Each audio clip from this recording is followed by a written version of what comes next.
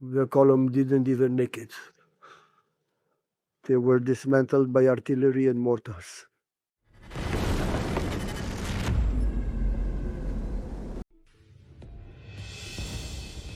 Russian soldier reports that their vehicle was hit, the column was destroyed, but the special military operation is definitely going according to plan. In short, got into a lot of trouble. The column didn't even make it. They were dismantled by artillery and mortars. We got the vehicle hit. Everyone got out, damn it. The cassette hit. Fuck.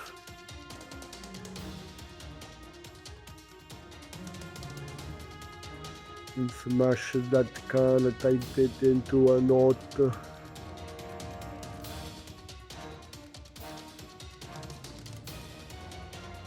In short, it's crazy. One shot them, hit the leg, damn it.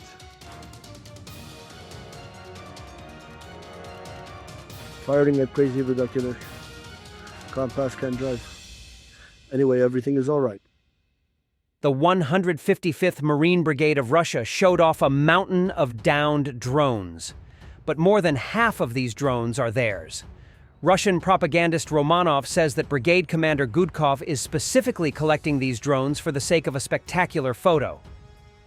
Russian Orthodox Church organized a prayer against the demonic Pindos, who want to take the national wealth. Patriarch Kirill orders prayers to prevent Americans from seizing Russia's wealth. The head of the Russian Orthodox Church gave this order after Vladimir Putin proposed joint work with the United States in the field of rare earth metals. The corresponding prayers, as in the case of prayers for the life and health of the president, are read by specially selected bishops and not in the presence of laymen. Vladimir Vladimirovich made a very wise but risky proposal to the Americans regarding the joint development of our natural resource. We believe that God will guide the president, and all his proposals will be implemented for the benefit of Russia. And we ask in our prayers that Vladimir Vladimirovich was not deceived, and so that our wealth does not go to the Americans. Everyone understands that there is a risk, said a high-ranking source of the channel in the church. A video appeared on Russian Telegram channels showing a vehicle crushing 11 cars while cruising near a residential building in Kaliningrad, Russia. The driver is reportedly a soldier of the Russian special military operation. He rented a Mustang vehicle and drove it around drunk. Other people tried to stop him with snowballs. Since the start of Russia's full-scale invasion of Ukraine, numerous reports have emerged about crimes committed by former Russian soldiers upon their return home. Many of these individuals, having been exposed to extreme violence and brutality on the front lines, return deeply traumatized and desensitized to violence, leading to a rise in serious crimes, including murder, domestic abuse, armed robberies, and violent assaults. One of the most alarming trends is the involvement of ex-soldiers in violent crimes against civilians. Reports from various regions of Russia detail cases where former fighters, particularly those pardoned from prison under Wagner Group recruitment or mobilized from impoverished areas, have committed gruesome offenses. In some instances, ex-soldiers have been arrested for killing family members or random civilians, often in alcohol-fueled rages. For example, in one widely reported case, a former Wagner mercenary who had been pardoned for his service in Ukraine returned home and brutally murdered an elderly woman. Domestic violence has also surged among returning soldiers, with numerous cases of abuse against wives, girlfriends, and other family members. Many of these men struggle with post-traumatic stress disorder, PTSD, but receive little to no psychological support. Instead, they often resort to alcohol and aggression, leading to a sharp rise in violent incidents. Law enforcement in Russia has reportedly been reluctant to act against these individuals, fearing backlash from war veterans or government protection. Another concerning pattern involves organized crime. Some ex-soldiers, especially those with criminal backgrounds, have joined or formed gangs, using their military training to engage in robberies, extortion, and even contract killings. Zelensky on the final US-Ukraine deal. The key for me was that we are not debtors. There's no $500 billion, $350 billion, or $100 billion debt in the agreement. It would be unfair. The fund issue is also resolved. I see partners there. This deal can be a great success or pass quietly. Great success depends on the conversation with Trump, he said. Trump spoken about, and if we don't have it, nothing will work. So we will have nothing. Nothing will work, and I know it.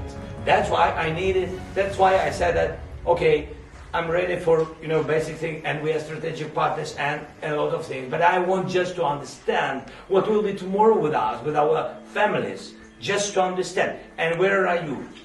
So we don't need only, only deals about money, because we are now surviving. That's why my first question is, will America stop military aid or not? Now, not any actions in freezing, and I'm very thankful to the President Trump and to Congress, bipartisan support, and to people, to the people now. But you understand that tomorrow we will not finish the war because it's Putin. Yes. Trump. Ukraine can forget about NATO. NATO you can forget about. That is probably the reason why still whole thing started, he said. After that, VP Vance said that Trump will hold private talks with Russia and Ukraine about this. What concessions would you like to see? What concessions would you like to see? Oh, I don't want to tell right now, but I can tell you that NATO you can forget about. I think that's probably the reason the whole thing started. And I think, JD, we can say that. Do you have a statement on that? You've been very much involved. I gave him the beauty. Great. Maybe the hardest question, sir. I mean, look, as the president said, we're not going to do the negotiation in public with the American media. He's going to do it in private with the president of Russia, with the president of Ukraine, and with other leaders. A keel-laying ceremony for the Type 424 type reconnaissance ship for the German Navy took place in Germany. This was reported on the company's official LinkedIn page.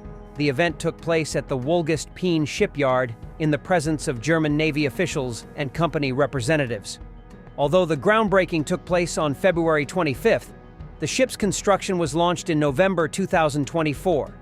The Type 424 ships are designed to replace the aging Type 423 fleet, which has been in service with the German Navy since 1988. It will replace the Oker, Ulster, and Oster, which have been in service for over 40 years. The first crew training facility will be available in 2027, and the German Navy will receive the first of 3 reconnaissance ships in 2029. 2 more are expected in 2030 and 2031, respectively, allowing the German Navy to completely renew its reconnaissance fleet. One of the features of the ships is that they are designed on the basis of civilian technologies, which will speed up their construction and maintenance. In June 2021, Germany signed a contract with NVL Group for the design of Type 424 ships. Following the approval of the Bundestag's Budget Committee in July 2023, NVL Group and BIINBW signed an amendment to the contract to start construction. The total cost of the program was initially estimated at 2.1 billion euros, but by 2023, it had risen to 3.3 billion euros. The new ships will be about 132 meters long. Their advanced systems will allow them to track radar and communication signals over a wide range. The ships will also be equipped with specialized electronic, hydroacoustic, and electro-optical sensors for comprehensive surface and underwater reconnaissance. Detailed characteristics of the Type 424 ships have not been disclosed. Thanks for watching, and don't forget to subscribe. Also, if you want to support Warthog Defense, please become our member and get early access to new videos, exclusive members-only videos, and become administrator in comments section. The membership link is in the description. Every day. We had a guy last week, it's 6 rescues in 6 days. He's doing the job every day.